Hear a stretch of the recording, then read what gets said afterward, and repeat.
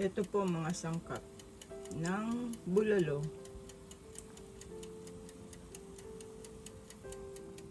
Sibuyas, hindi yan mawawala, of course. Lagyan ko na rin po ng luya para mawala yung lansa ng ng baboy. Tapos patatas, corn. Mamaya ko na po ipapakita yung cabbage o di kaya ay litsugas, no? Tatakbo pa po ako ng grocery. Ito lang po right now ang available sa kusina ni B9.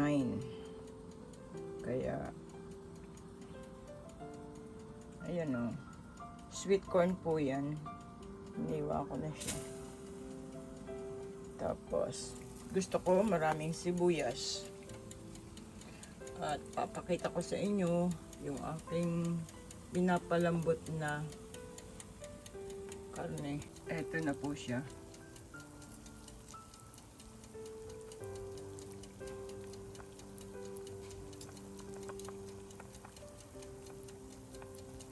Bulalo. Masarap humigap po ng sabaw kapag winter time.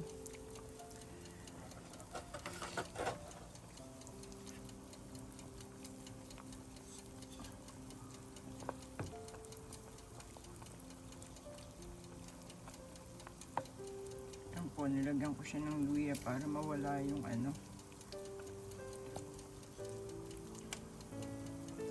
lansa ng baboy.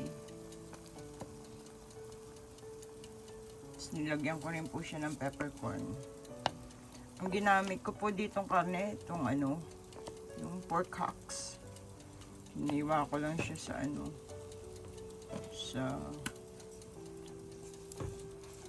wala po kasi magandang cut ng beef. Usually, yung beef ang ginagawa kong bulalo. Yung may oxtail. Tapos may bone marrow.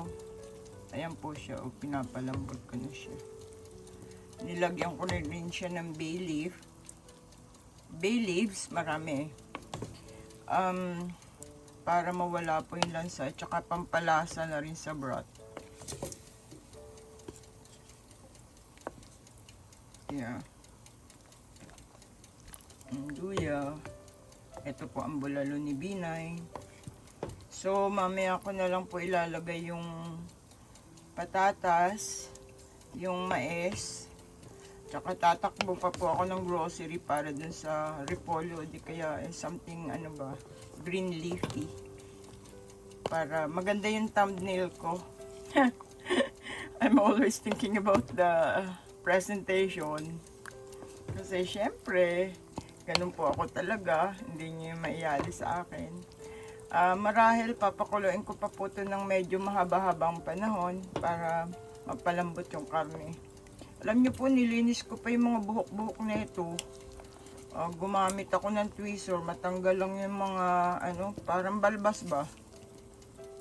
Whatever you call it. Buhok. Yun na yun.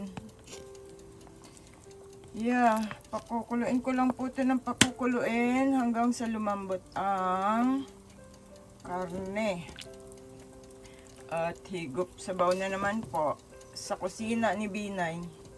Parang gusto ko magkaroon ng restaurant, pero not here in Canada. Maybe pag nag-for good na po ako sa Pilipinas. Mahilig po talaga ako magluto. Hindi po ako gumagamit ng recipe book. Nasa utak ko lahat kung ano ang kailangan ang sahog. Minsan po, either dagdagan ko ng pag tinikman ko siya na hindi masarap. Sabi ko ganun sarili ko, why don't I add this one? So, minsan doon po ako nakaka-discover ba? Yeah, kasi sa cooking naman po, walang mali, walang tama. Always tama, I should say. Walang mali. After all, recipe nyo po yan. Who cares kung marami kayong bashers? No? Pero believe me, dyan po kayo makaka-discover talaga ng something different na iiba yung lasa ng luto ninyo sa karamihan kasi merong little touch, ika nga. Yun ang little twist. O sige pa, palambutin na muna natin ang karne, no? Okidoki, I will be right back. Ano bang oras na ngayon? It's 8 o'clock in the morning. May bukas na grocery na malapit lang po sa akin. Mga 5 to 10 drive away. So, yun lang ang itatakbo ko. Kasi kahapon, nung dumaan ako ng groceries, hindi maganda yung mga gulay nila. Parang leftover pa ba ng New Year. So, ayoko nang pumunta sa iba pang grocery. Yun lang malapit on the way na papauwi ako ng bahay. So, siguro meron ng fresh ngayon. Pero hindi ako pupunta doon sa grocery na yon. Sa isang supermarket ako pupunta ngayon. Yung binibilhan ko ng fresh meat all the time. Yun nga lang, medyo may kamahalan doon sa anong yun. Hindi kasi po pare-pareho ang dito, presyo. Meron kasi dito na open 24/7. So medyo mataas ang pricing nila. As compared to the one na 9 to 5 or 9 to 7, whatever. So yun po. Balikan ko na lang kayo mamaya. Iwanan ko na lang to habang nagpapalambot ng karne. Okay? Bye.